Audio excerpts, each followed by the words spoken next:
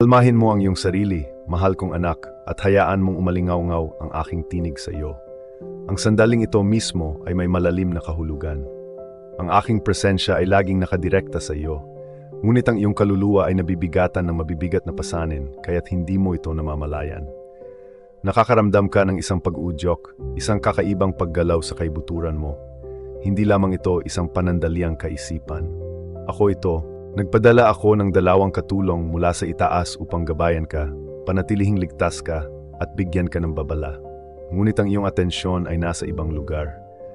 Masyado kang abala, masyadong pagod para maramdaman ang kanilang presensya malapit.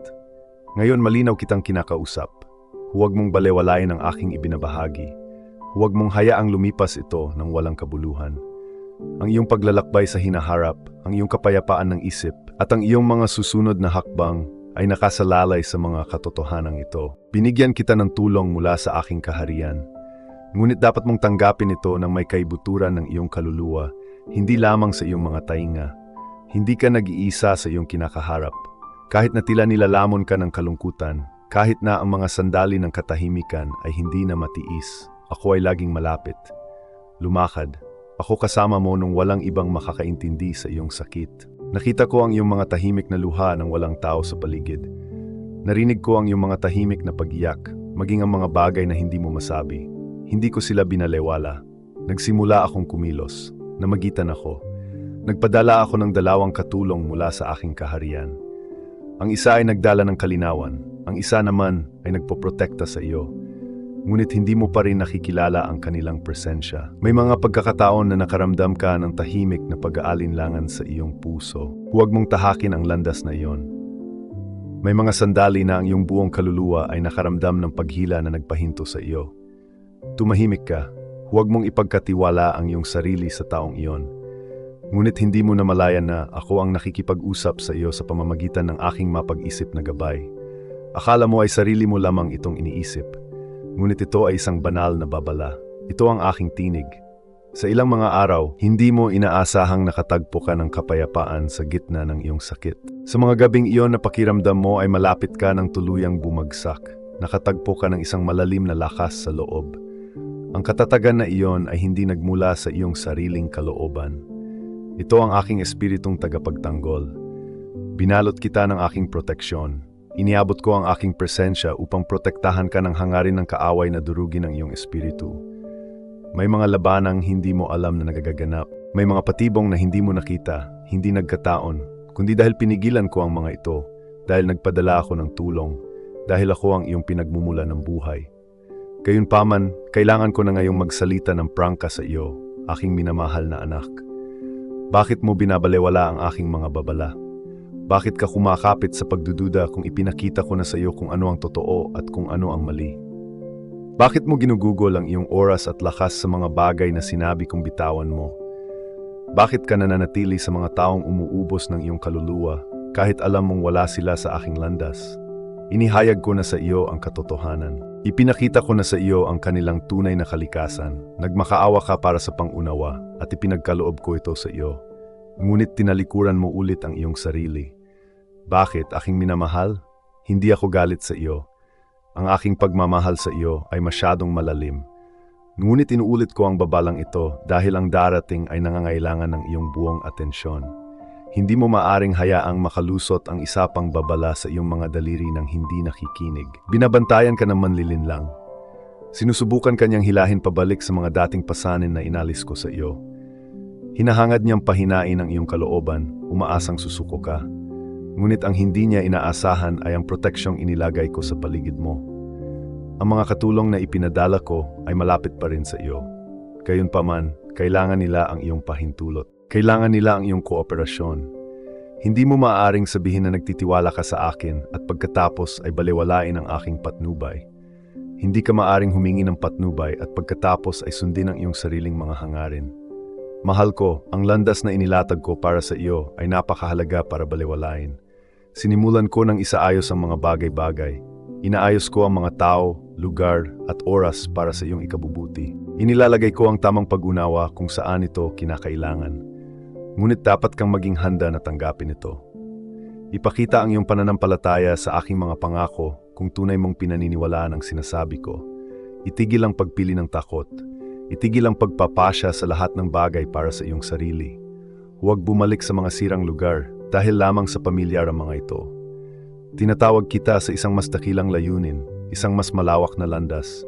At ang paglalakbay sa hinaharap ay nangangailangan sa iyo na bitawan ang hindi na nabibilang sa iyong kwento. Tinanong mo, bakit ako nakakaramdam ng pagkatigil? Ngunit sinasabi ko sa iyo na ito ay dahil hindi mo nasunod ang aking malumanay na mga pahiwatig. Sinabi ko sa iyo na tumahimik ka, ngunit nagmadali ka. Pinayuhan kita na maging matiyaga, ngunit agad kang nagpatuloy. Binalaan kita sa pamamagitan ng mga premonisyon, sa pamamagitan ng pagpapaliban, sa pamamagitan ng mga damdamin ng pagkabalisa. Ngunit hindi mo napagtanto na ang mga bagay na ito ay nagmula sa akin. Nakita mo lamang ang mga ito bilang mga hadlang.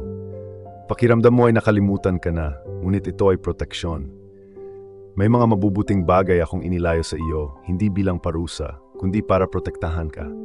May mga relasyon akong tinapos, hindi para saktan ka, kundi dahil nakita kong masasaktan ka rin nito sa kalaunan.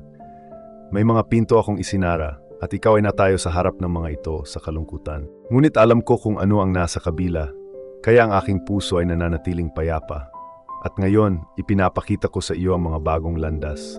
Ngunit kailangan mo ng isang mapagmasid na mata upang makilala ang mga ito. Kailangan mong maunawaan ang aking patnubay kapag sinabi ko sa iyo na sumulong at kapag sinabi ko sa iyo na maghintay. Ang aking maunawaing presensya ay laging kasama mo. Makinig ng mabuti. Mararamdaman mo itong muli sa mga pag-uusap, sa iyong mga iniisip at sa maliliit na bagay ng pang-araw-araw na buhay. Kapag may isang bagay na nagpaparamdam sa iyo ng pagkabalisa, ang aking espiritu ang humihimok sa iyo na tumingin ng mas malalim. Kapag ang isang banayad na kapayapaan ay nananatili sa iyong puso, kahit na walang maliwanag na dahilan, ang aking espiritu ang nagpapakita sa iyo na ako ay gumagawa. Huwag mong maliitin ito. Ang aking nagpoprotektang espiritu ay kasama mo pa rin. Isang biglaang paghinto, isang pagbabago ng plano, isang paglihis sa huling minuto, hindi ito palaging gawa ng isang manlilin lang.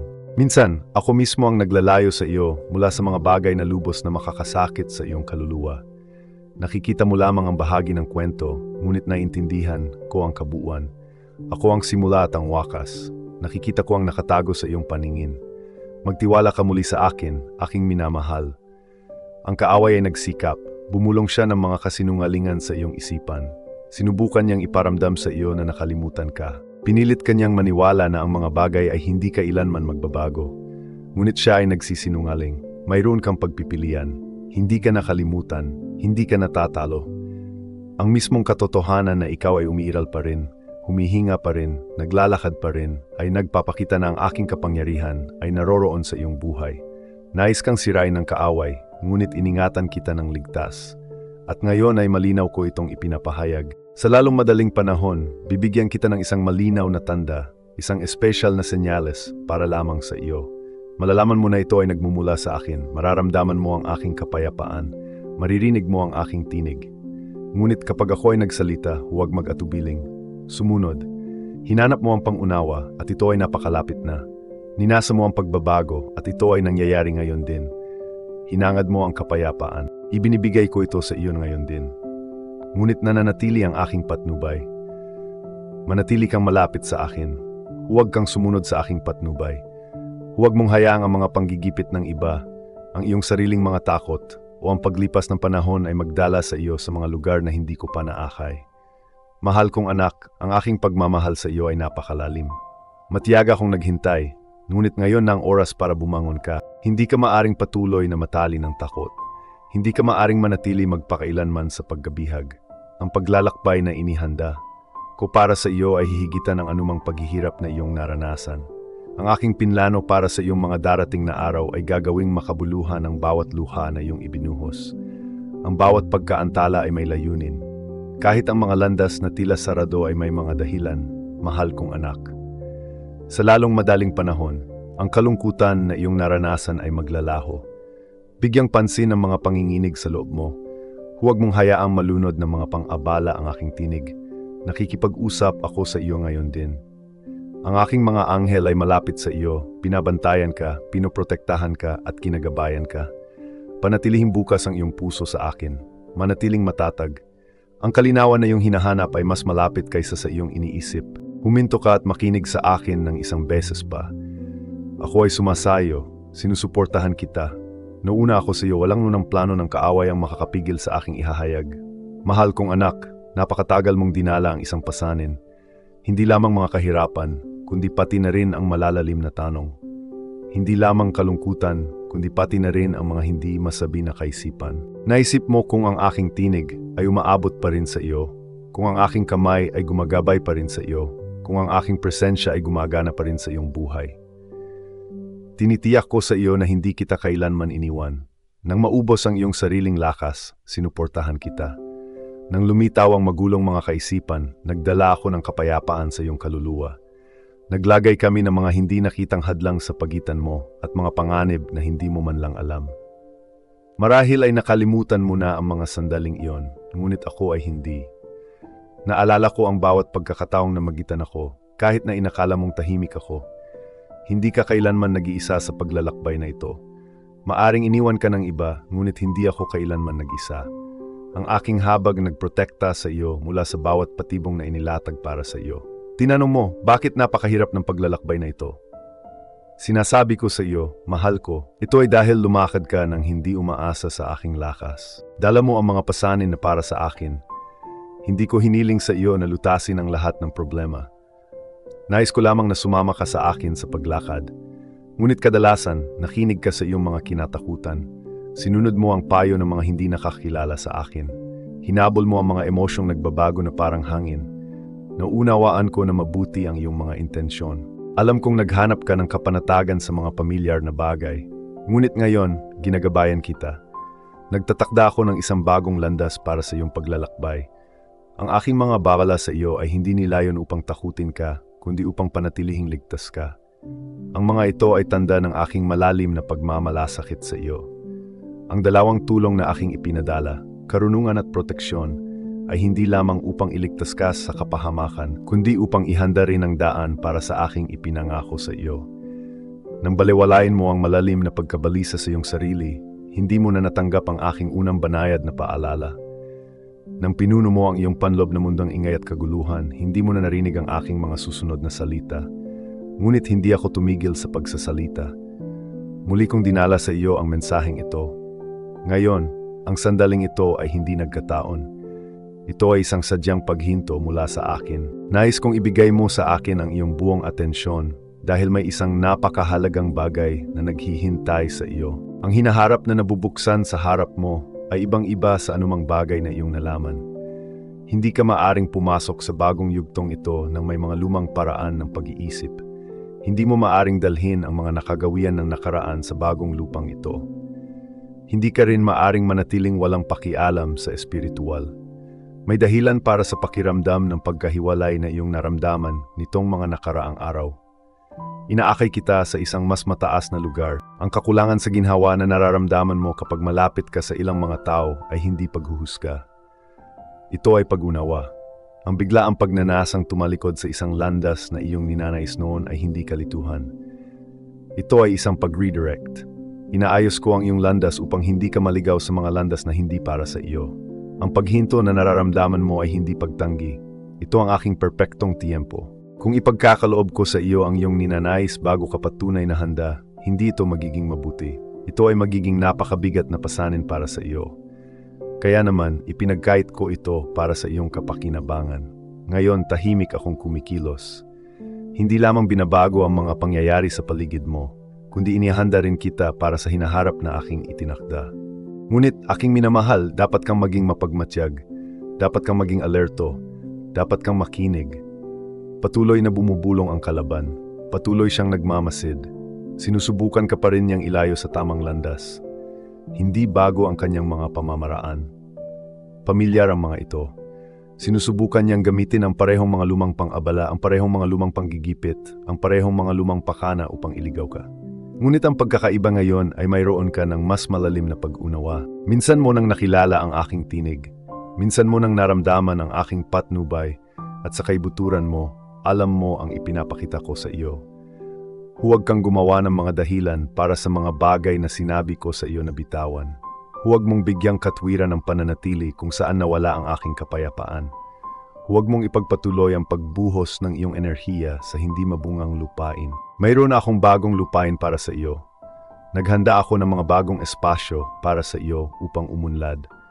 Ngunit kailangan mong iwanan ang mga lugar na hindi ko kailanman pinangunahan.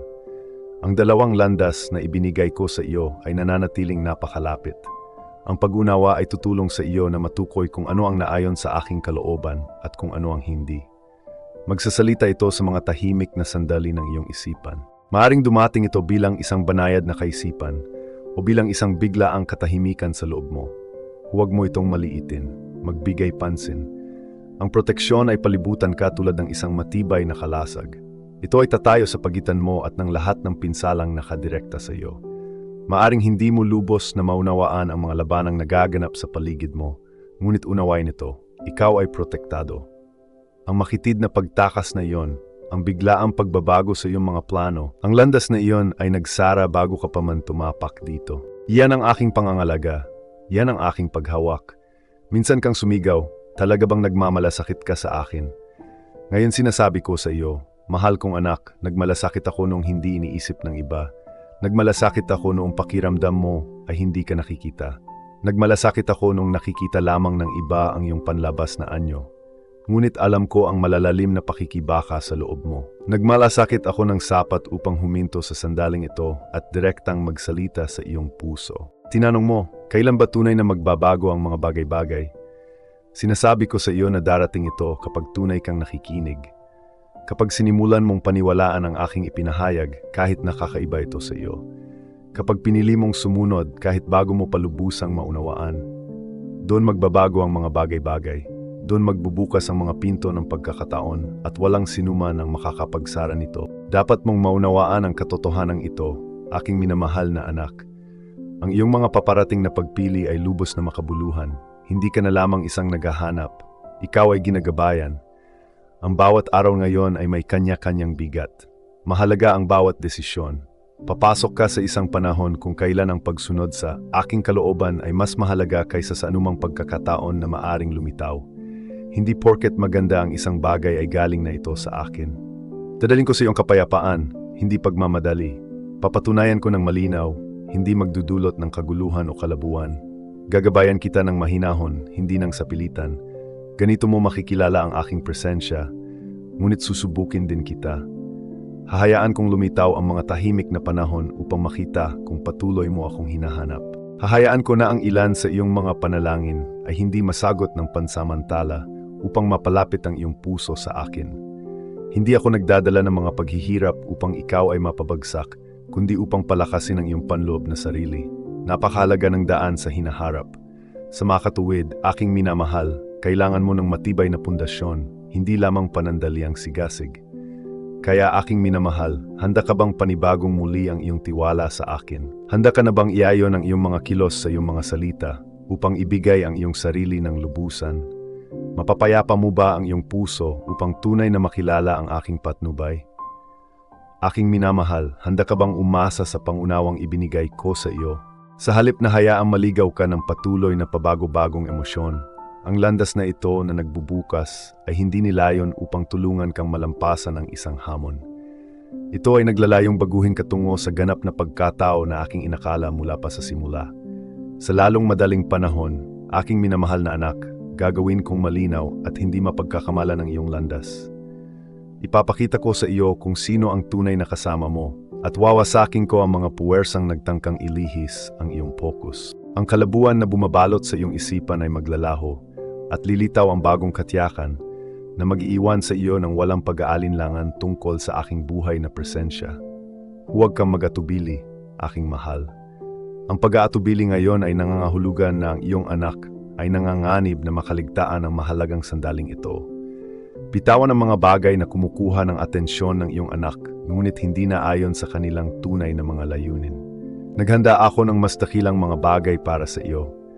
Isang maluwalhating kinabukasan ang naghihintay sa iyo. May mga lugar na naghihintay sa iyong pagdating. Bagamat hindi ka pa nakapasok sa mga lugar na iyon, ang iyong kahandaang makinig sa aking tawag ay magbubukas ng mga bagong landas para sa iyo.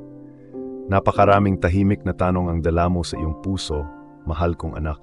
Sa kaibuturan ng iyong kaluluwa ay naroon ang hindi mabilang na mga kaisipang hindi mo maipahayag, hindi dahil ayaw mo, kundi dahil nahihirapan kang ipahayag ang pinakamalalim na bahagi ng iyong sarili.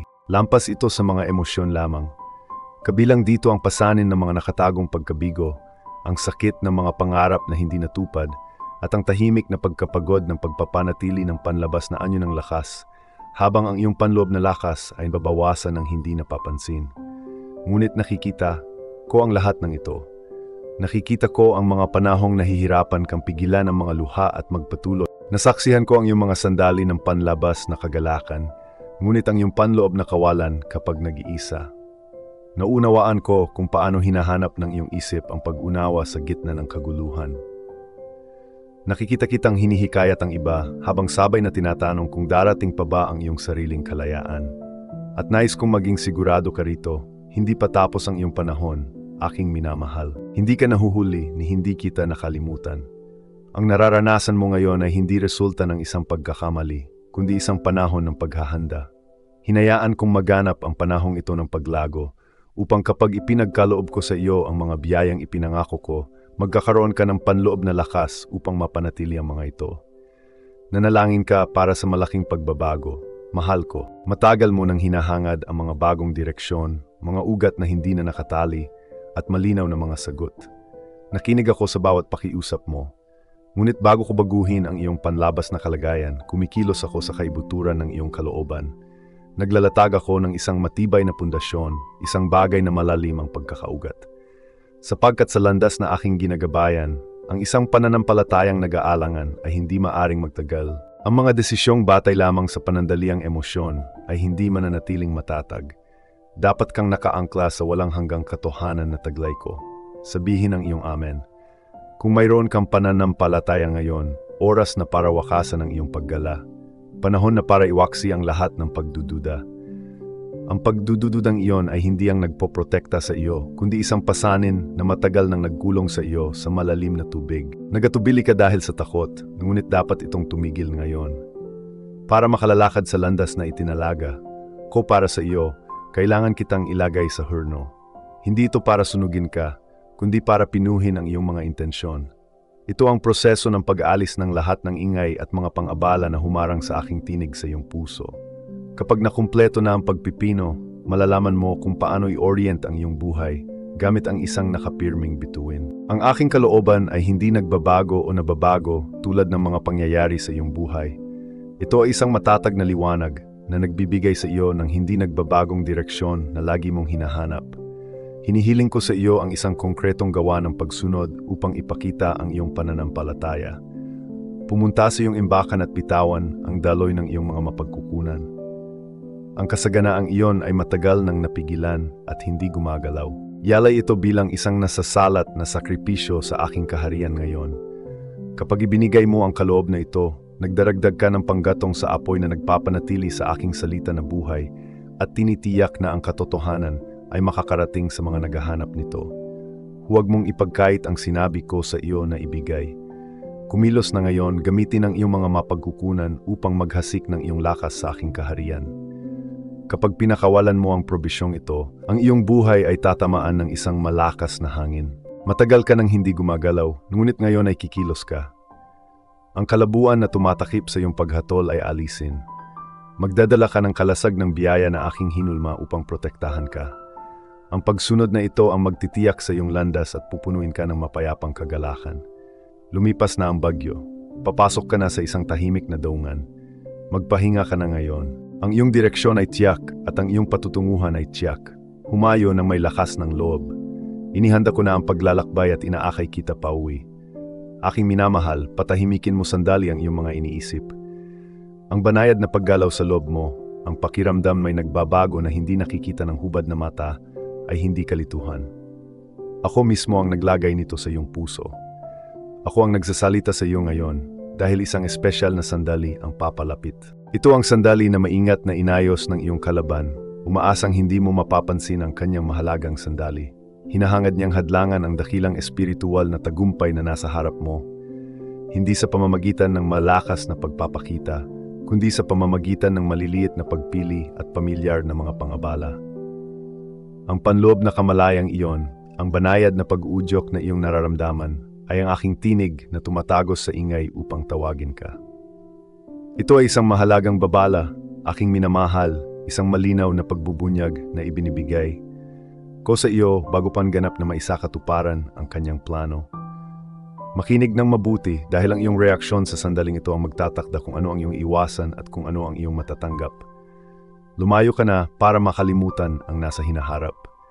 Napakalinaw ng aking malalim na pagmamahal sa iyo, aking minamahal na anak.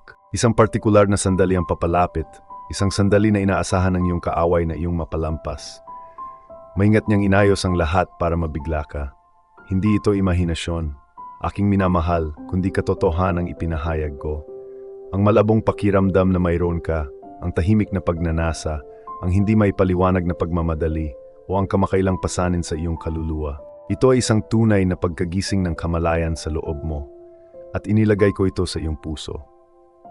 May mga di nakikitang puwersa na tahimik na nag-organisa ng mga bagay-bagay, naghihintay na ikaw ay magambala, umaasang ipagpapaliban mo ang pakikinig sa akin. Sapat lamang ang tagal para matuloy ang kanilang plano. Ngunit hindi ko hayaang mangyari iyon. Hindi ko hayaang bulag kang lumakad sa isang sitwasyon na hindi sa iyo. Ang iyong kalaban ay nagplano ng isang napakabanayad na pagkagambala, hindi sa pamamagitan ng mga engrandeng pagpapakita, kundi nakatago sa loob ng mga ordinaryong pagpili, emosyonal na mga pang-abala at mga pamilyar na tukso. Ang lahat ay dinisenyo upang magmukhang simple, maging pangkaraniwan. Ngunit ang tiyempo nito ay lubos na tumpak. Iyon ay dahil may alam siyang isang bagay na hindi mo pa lubos na naunawaan. Nasa bingit ka na ng isang malaking espiritual na tagumpay. Kung hindi niya mapipigilan ang pagkahinog na ito, susubukan niyang pabagalin ito sa pamamagitan ng pagpapahinto sa iyo, pagkalito o pagliis mula sa aking patnubay. Makinig ng mabuti, aking minamahal. Ang mga plano ng iyong kalaban, kapag nasimula na, ay maaring buwagin, masira, at ganap na bago sa pamamagitan lamang ng pakikinig sa aking patnubay. Ang sinasabi ko sa iyo ngayon ay hindi lamang banayad na ginhawa. Ito ay isang mahalagang babala. Ipinapakita ko sa iyo ang planong ito bago pa ito ganap na mabuo.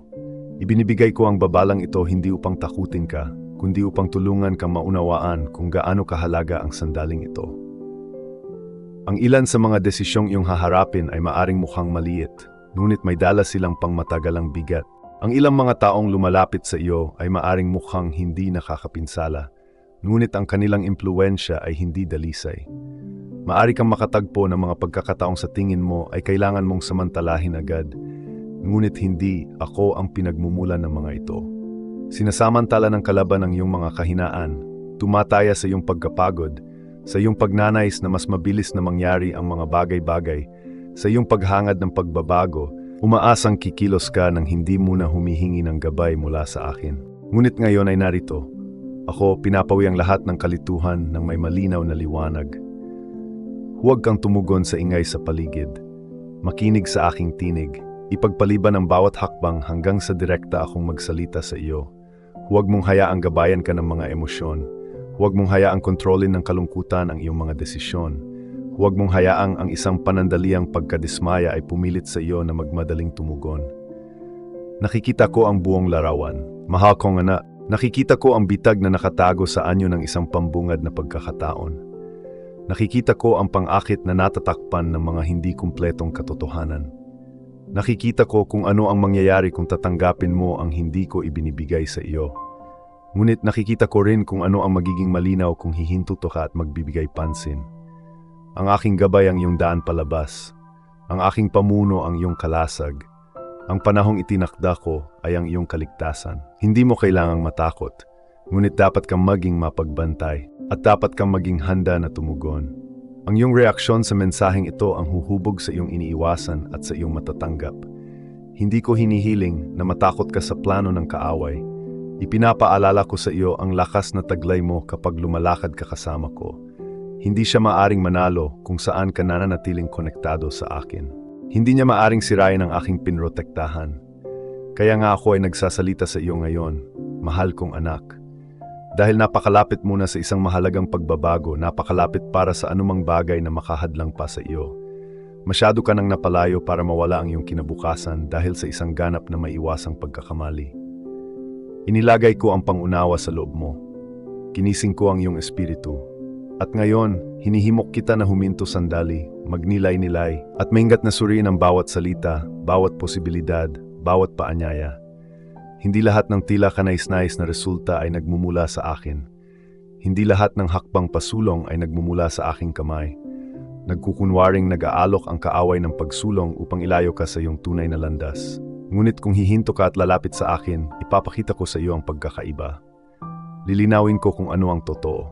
Titiyakin ko kung ano ang ligtas. At sisirain ko ang itinakda upang magdulot sa iyo ng paghihirap. Hindi ito isang pangkalahatang babala, mahal kong anak. Ito ay naangkop ng tumpak sa iyong landas, sa iyong mga susunod na hakbang, sa iyong kasalukuyang mga desisyon. Nais ng kaaway na kumilos ka ng mabilis. Sa makatuwid, nananawagan ako sa iyo na tumugon ng may maingat na pagsasaalang-alang. Kung bibigyan mo ako ng pansin ngayon din, kung kikilos ka ayon sa aking salita ng walang pag-aalinlangan, at kung matiyaga kang maghihintay hanggang sa ako'y magsalita muli, hindi mo lamang maiwasan ang bitag ng iyong kaaway, kundi diretso ka ring susulong sa mismong lugar na sinubukan niyang pigilan kang maabot. Ang balak niyang gamitin upang ikulong ka ay magiging iyong matibay na pundasyon. Ang balak niyang lituhin ka ay magiging isang malinaw na tanda ng aking proteksyon, ng aking pag-unawa, ng aking presensya na nakapalibot sa iyong buhay. Naharap ka na sa mga alon ng oposisyon, aking minamahal. Ang ilan ay napakabanayad, ang iba ay napakalakas. At sinabihan ka ng mundo na lumaban gamit ang sarili mong lakas, kumapit ng mahigpit, maging handa at manindigan. Ngunit aking minamahal na anak, ang lakas na inilalagay ko sa iyo ay hindi nagmumula sa isang matigas na kalooban o matinding emosyon. Ito ay itinatag sa aking espiritu. Ang dahilan kung bakit ka nananatiling matatag sa kabila ng lahat ng pagtatangka na pabagsakin ka ay hindi dahil ikaw ay hindi matatalo, kundi dahil ang aking matibay na presensya ay laging nasa iyo. May mga pagkakataong sinubukan kang kumbinsihin ng paghihirap na tapos ka na, naubos na ang iyong pagtitiis. Gayunpaman, patuloy kang umiiral upang mabuhay at sumulong, marahil ay napakabagal dahil pinatatag kita nung gumuho ang lahat. Maaring hindi ka makaramdam ng lakas, mahal kong anak, ngunit ang tunay na lakas ay hindi nasusukat sa lawak ng iyong panaghoy. Nakikita ito sa mga tahimik na desisyon na magpatuloy. At sa bawat oras na pipiliin mong patuloy na magtiwala sa akin, kahit na mahina ka, nagpakita ka ng lakas na hindi kayang gayahin ng kadiliman. Ang mga puwersang laban sa iyo ay naglalayong basagin ang iyong pag-asa, patahimikin ang iyong koneksyon sa akin, at baluktutin ang iyong pananaw. Ngunit hindi sila nagtagumpay. Bakit? Dahil pinanatili kitang nakatali sa isang bagay na mas malalim kaysa sa iyong mga emosyon. Hindi ka kailanman nakatadana na malampasan ang buhay sa pamamagitan lamang ng iyong sariling pagsisikap. Ginawa kang magtagumpay sa pamamagitan ng iyong pagiging malapit sa akin. Ako ang iyong pinagmumulan ng buhay. Ako ang iyong tagapagtanggol. Kapag ang lupa sa ilalim ng iyong mga paa ay nanginginig, ako ang iyong matibay na pundasyon, mahal kong anak. Hindi ko hinihiling sa iyo na magsikap pa. Sa halip, hinihiling ko lamang na maging mas malapit ka sa akin. Sapagkat sa aking presensya, lalago ang iyong panloob na lakas. Alam ko ang iyong matinding pagkapagod, aking minamahal na anak. Nakita ko ang mga tanong sa iyong puso kung kaya mo bang magpatuloy. Narinig ko ang mga tahimik na bulong, hindi ko na ito matiis pa. Ngunit ang mga salitang iyon ay hindi ako bumabagabag. Inilalapit ako ng mga ito sa iyo. Dahil doon ako pumapasok, hindi bilang isang malayong hari, kundi bilang isang katulong na laging nasa tabi mo. Hindi mo kailangang magpanggap na ayos ka lang. Nakita ko ng malinaw kung ano ka talaga. Ang nais ko ay sumang-ayon ka, hindi sa takot, kundi sa katotohanan. Ang iyong tunay na lakas, aking minamahal, ay hindi nagmumula sa pagpilit sa iyong sarili na magpatuloy. Ito ay nagmumula sa pagsuko sa aking pangangalaga. Maaring natutunan mo na ang lakas ay nasa paggawa ng mga bagay ng mag-isa. Ngunit ang tunay na kapangyarihan ay matatagpuan sa pagsuko. Kapag binitawan mo ang pasanin ng pagdadala ng lahat ng mag-isa, alisin ko ang hindi mo nilikhang pasanin. Ang landas na ito ay hindi tungkol sa pagsisikap ng mas mahirap. Ito ay tungkol sa pagpapalalim ng iyong tiwala sa akin. Sinubukan na manlilinlang na limitahan ang iyong potensyal, sa pamamagitan ng paggamit ng mga nakaraang pagdurusa. Sinubukan niyang kumbinsihin ka na ang iyong mga kakayahan ay napakaliit, na ikaw ay marupok, na palagi kang natatalisod kapag hinahamon. Ngunit sinasabi ko ito sa iyo, aking minamahal. Sa bawat pagkakataong ikaw ay muling bumabangon, ito ay patunay ng isang katatagan na higit pa sa natural. Sa bawat pagkakataong ikaw ay magpapatawad, magtitiis, o magpapanibago ng iyong pananampalataya, ito ang aking kalikasan na gumagawa sa loob mo. Ito ay tagumpay na nakabalat kayo bilang matibay na pagtitiyaga. Nariyan ito hindi lamang upang umaliw, kundi upang magtagumpay. Nangangahulugan ito na walang kasinungalingan ang may karapatang tukuyin ka. Walang nakaraang pangyayari ang sapat na makapangyarihan upang tanggihan ang iyong halaga. Walang pagkakamali ang sa huli ay sapat upang burahin ang malalim na lakas na inilagay ko sa iyong kaibuturan. Nakita ko ang iyong sakit, ngunit nakita ko rin ang iyong matatag na espiritu. Napagtagumpayan mo ang hindi kayang gawin ng iba. Dinala mo ang dapat sana'y dumurog sa iyo, at hindi iyon nagkataon. Kaya titigil mo na ang pagdududa sa kung ano ang matatag kong itinatag sa loob mo. Hindi ka masyadong mahina, hindi ka nabubuwal. Ikaw ay pinapalakas, Pino, at muling nilikha ng isang banal na kapangyarihang higit sa pagkaunawa ng mundo. At hindi pa ako tapos sa iyo. Ang naghihintay sa iyo ay hindi sisira sa iyo. Ipapakita nito ang matibay na lakas na tahimik na lumalago sa loob mo sa lahat ng panahong ito. Isang lakas na hindi sa mundong ito, kundi mula sa aking espiritu, na hindi kailanman nabibigo, hindi kailanman nababawasan, at hindi ka kailanman pinababayaan. Taglay mo sa loob mo ang isang kapangyarihang higit pa sa anumang bagay na naghahangad na saktan ka, dahil ako ang lumalaban para sa iyo mula sa loob mo. Kapag ako ay nagsasalita, ang aking salita ay may dalang walang hanggang plano. Dapat mong maunawaan ito. Kapag ako ay nagbibigay ng patnubay, hindi lamang ito isang landas na dapat sundin. Sa anumang pagkaantala, ang takot ay maaring mag-ugat. Sa anumang pag-aatubili, ang pag-unlad ay natitigil. Ang nakatakdang maging isang tuwid na landas ay maaring maging isang serye ng mahabang pagliko at pagliko na nakakaubos ng iyong konsentrasyon at nagpapalabo sa iyong paningin. Sinasabi ko ito hindi para mag-alala ka, kundi para panatilihin kang ligtas dahil nakikita ko ang mga bunga ng lahat ng pagpapaliban.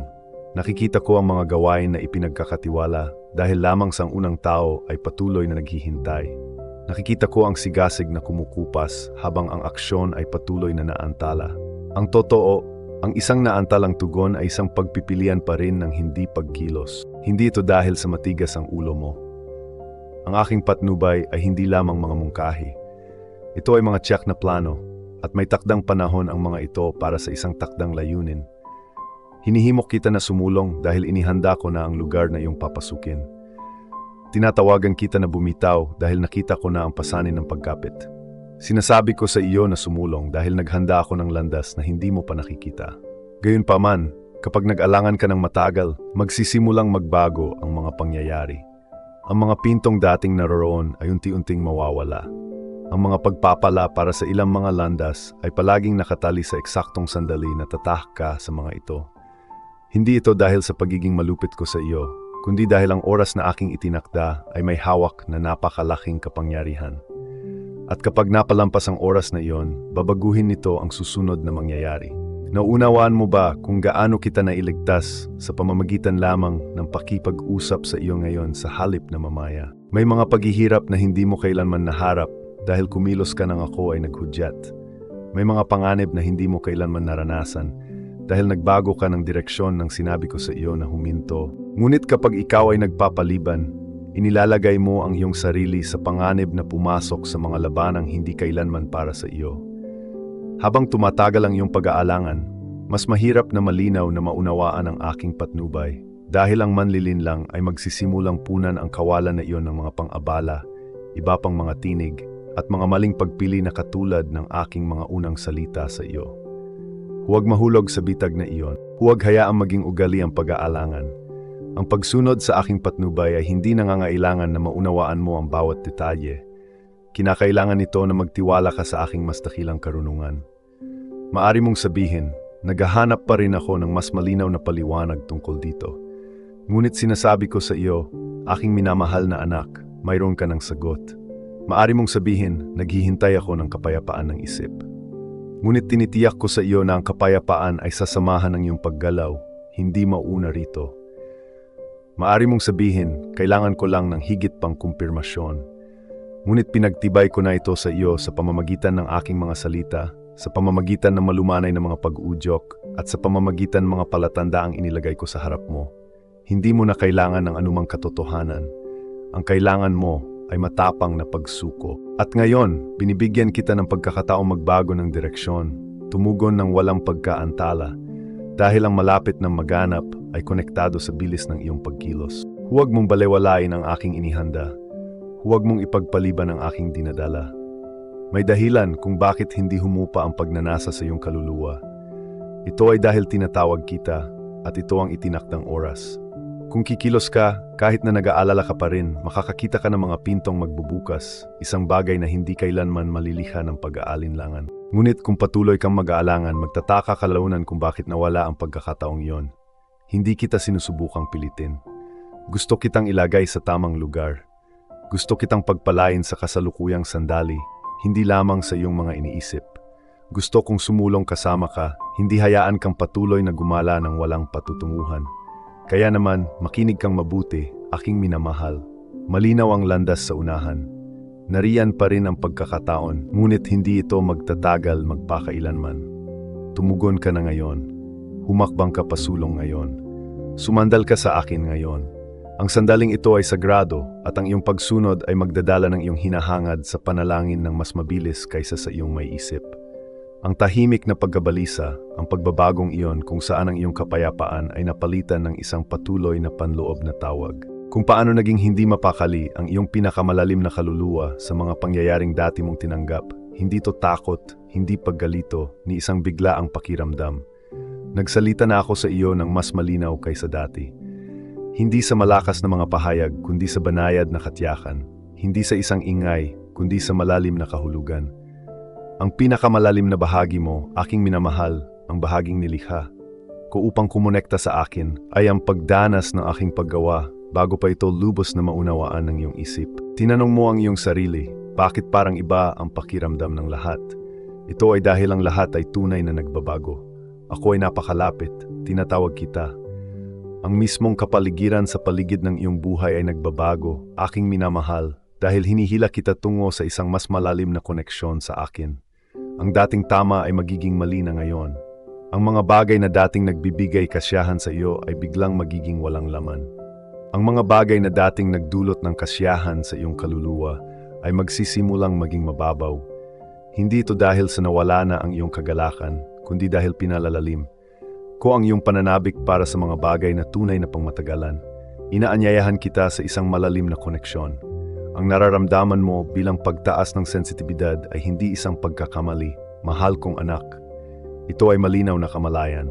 Pinatalas ko ang iyong panloob na persepsyon ngayong panahon upang marinig mo ng malinaw ang aking tinig nang walang hadlang ng mga pang-abala o maling ideya. Hindi mo ito guni-guni. Nararamdaman mo ako. Ang pagkabalisa na nararamdaman mo sa ilang mga pag-uusap, ang mabigat na pakiramdam na sumasayo sa ilang mga lugar, ang paraan ng pag-atras ng iyong espiritu kapag may isang maling bagay na sumusubok na makihalubilo. Hindi ito isang senyales ng pagiging labis na sensitibo. Ito ang mga pananaw na ibinibigay ko sa iyo. Pinalalawak ko ang iyong kamalayan upang maging matatag ang iyong landas. Ang sensitibidad na ito ay hindi nilayon upang pasanin ka, aking minamahal. Ito ay upang protektahan ka. Pinipigilan ka nitong maligaw ng landas. Ganito kita dahan-dahang ginagabayan kahit na sinusubukan ng mundo sa iyong paligid na patahimikin ang aking katotohanan.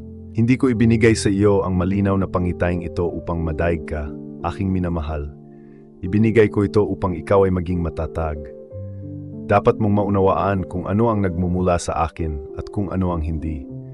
Kailangan mong madama ang aking presensya kapag lumalapit ako at kahit na hindi ko ito tahasang ipinapahayag. Kailangan mong tumugon sa aking banayad na mga pag-udyok ng walang pagkaantala nang hindi naghihintay ng pagsang-ayon ng iba. Ang malalim na panloob na pag-unawa na ito ang magiging gabay mo at gagamitin ko ito upang akayin ka sa mga hindi pamilyar na lupain. Ngunit dapat mo itong pahalagahan. Huwag maliitin ang kahalagahan nito. Huwag itong balewalain. Huwag kang gumawa ng mga dahilan para dito. Ang tinatawag ng ilan na labis na espiritual na pakiramdam ay tinatawag ko tunay na paghahanda sa iyong kaluluwa. Hindi ka nilikha upang mabuhay ng walang panloob na pakiramdam. Aking minamahal, kinikilala mo ang mga bagay na ito hindi dahil sa panandaliang emosyon, kundi dahil nakikipag-usap ako sa iyo. Hiniling mo sa akin ang kalinawan at ibinigay ko ito sa iyo. Ito ay nagmumula sa iyong kaluluwa mismo. Kaya't makinig ka, hindi ako malayo, hindi ako nakatago. Hindi ko sinusubok ang iyong katatagan sa pamamagitan ng katahimikan. Nagsasalita ako sa pamamagitan ng malalim na pag-unawa, sa pamamagitan ng panloob na kapayapaan, sa pamamagitan ng mga tahimik na senyales sa loob kapag nagsimula kang lumihis sa aking landas. Ganito kita ginagabayan at ipinapaalala ko ito ngayon dahil kailangan ko ang iyong buong konsentrasyon. Huwag mong itanggi ang panloob na kamalayang inilagay ko sa iyo sa pamamagitan ng pagsisikap na umasa lamang sa katwiran ng tao. Ang pagsunod sa aking landas ay maaring hindi laging lohikal sa nakikitang mundo, ngunit palagi itong nagdudulot ng kaligtasan sa iyong kaluluwa. Maniwala ka sa aking sinanay na malaman ng iyong kaluluwa. Maniwala ka sa kung ano ang pumupukaw sa iyong panloob na kapayapaan. Maniwala ka sa katahimikan na inilalagay ko sa iyong puso kapag ang ritmo ng iyong buhay ay nagiging masyadong nagmamadali. Ang iyong pagiging sensitibo ay hindi isang pang-abala, aking minamahal. Ito ang iyong tanda. Sundin mo ito. Igalang ito at kumilos ng naayon. Hindi kita tinuturuan na makinig. Tinuturuan kita na kumilos ng walang pag-aalinlangan. Hindi mo kailangang mawala ang lahat para mapagtanto na ako ay sapat na para sa iyo. Minamahal kong anak, ayaw kong ang iyong paggising ay magising lamang sa pamamagitan ng malupit na mga pagsubok. Tinawag kita hindi sa pamamagitan ng mga babala, kundi sa pamamagitan ng mga paanyaya. Hindi sa pamamagitan ng mga hinihingi, kundi sa pamamagitan mismo ng aking presensya. Ang aking pagiging malapit ay laging kasama mo, sa katahimikan, sa pang-araw-araw na bagay, sa mga lugar na iyong dinadaanan nang hindi mo man lang ako napapansin. At hinihintay ko pa rin na ang iyong puso ay bumaling sa akin. Hindi mo kailangang maghintay hanggang sa magdusa ka upang mapagtanto na kailangan mo ako. Ako ang iyong lakas bago lumitaw ang kahinaan. Ako ang iyong kanlungan bago dumating ang bagyo. Ako ang iyong landas bago lumitaw ang kawalan ng katyakan. Ngunit, minamahal kong anak, binigyan kita ng malinaw na pananaw at tahimik na kapayapaan. Inabutan kita sa mga sandali ng katahimikan, umaasang tutugon ka bago lumitaw ang mga kahirapan. Hindi ako malayo kapag maayos ang mga bagay-bagay. Hindi rin ako gaanong kailangan kapag malakas ang iyong pakiramdam. Gayunpaman, ang puso ng tao ay madaling makalimot. At kapag tila maayos ang lahat, inaakala ng mga tao na ang aking patnubay ay hindi na mahalaga. Ang maling pakiramdam ng kontrol na ito ay isa sa mga pinakatusong patibong ng manlilinlang. Nais niya magpatuloy ka sa paglakad gamit ang iyong sariling lakas, umaasa sa iyong sariling bilis, sa iyong sariling mga plano, sa iyong sariling mga kakayahan, habang banayad kang inilalayo sa aking pagiging malapit. Gusto niya na magpatuloy ka sa paglalakad ng mag-isa, umaasa sa sarili mong bilis, sa sarili mong mga plano, sa sarili mong mga kakayahan, habang tahimik kang inilalayo sa aking kalapitan. Pagkatapos na magsimulang gumuho ang mga bagay-bagay, nagtanim siya ng mga kasinungalingan sa iyong isipan. Sinasabing pinaparusahan kita, na pinabayaan kita, na lumalapit lamang ako kapag mahirap ang mga bagay-bagay. Ngunit ang katotohanan ay nanatiling pareho. Ako ay naroon sa lahat ng oras na iyon. Ako ang mahinahong tinig sa gitna ng iyong abalang mga araw. At ngayon, lumilitaw na ang mga palatandaan ng pagkapagod. Hindi naman sa kinokondena. Ko ang iyong mga pagsisikap, kundi anumang hindi nakabatay sa akin ay kalaunan ay magsisimulang gumuho. Ngunit ayaw ko na maghintay ka hanggang sa magiba ang lahat bago tumawag sa akin. Ayaw ko na ang iyong debosyon ay magmula lamang sa sakit. Anak ko, palagi kang nagbigay pansin sa aking tinig, at hindi ito nagkataon sapagkat ang iyong kaluluwa ay naghahanap ng aking katotohanan. Ang iyong puso, na sensitibo sa aking mga bulong, ay piniling makinig, at pinagtitibay ko ang taos-pusong paghahanap na ito sa loob mo. Ang inihahayag ko sa iyo ngayon ay hindi lamang kaalaman. Ito ang susi sa kapayapaan at layunin na lagi mong inaasam. Isipin ang kalayaang dumarating kapag lumalakad ka ng lubos na naayon sa aking panahon. Kilalanin ang bawat landas ng may pag-unawa na inilagay ko sa loob mo. Tingnan ang iyong sarili na matatag at hindi natitinag, humahakbang sa mismong lugar kung saan sinubukan kang pigilan ng iyong mga kaaway. Ang landas na ito na naliliwanagan ng aking salita ay aakay sa iyo sa isang kapangyarihang nagsisimula mo pa lamang maunawaan. Tinatawagan kita ngayon upang simulan ang isang sagradong misyon. Hayaang muling umalingaw-ngaw ang mensaheng ito sa kaibuturan ng iyong kaluluwa upang ang katotohanan nito ay manahan sa loob mo at gabayan ang iyong mga susunod na hakbang. Ipahayag ang debosyon ng iyong puso sa katotohanan ito. Dahil ang iyong atensyon at dedikasyon sa mensaheng ito ay isang gawa ng paggalang sa akin. Habang sinusuportahan mo ang sagradong gawaing ito, habang hinahayaan mong umalingaw-ngaw ang aking salita at ibahagi ang mensaheng ito sa mga kailangang makarinig, ikaw ay nakikilahok sa aking sagradong misyon na nagdadala ng aking liwanag sa mga kaluluwang nananabik sa katotohanan. Mga minamahal ko, sumama sa aking tapat na labi. Ang mga tunay na nakikinig at kumikilos ayon sa aking mga pahiwatig sa mahalagang panahong ito ay alam na ako ay laging naririto. Ihahanda ko ang susunod na mensahe para sa iyong paglalakbay dahil ang iyong paglalakbay kasama ko ay magpapatuloy. Kami ay nagpapatakbo lamang sa suporta ng manood. Para makatanggap ng eksklusibong nilalaman na para lamang sa mga miyembro, iscan ang QR code o tingnan ang nakapin na komento. Pagpalain ka nawa ng Diyos.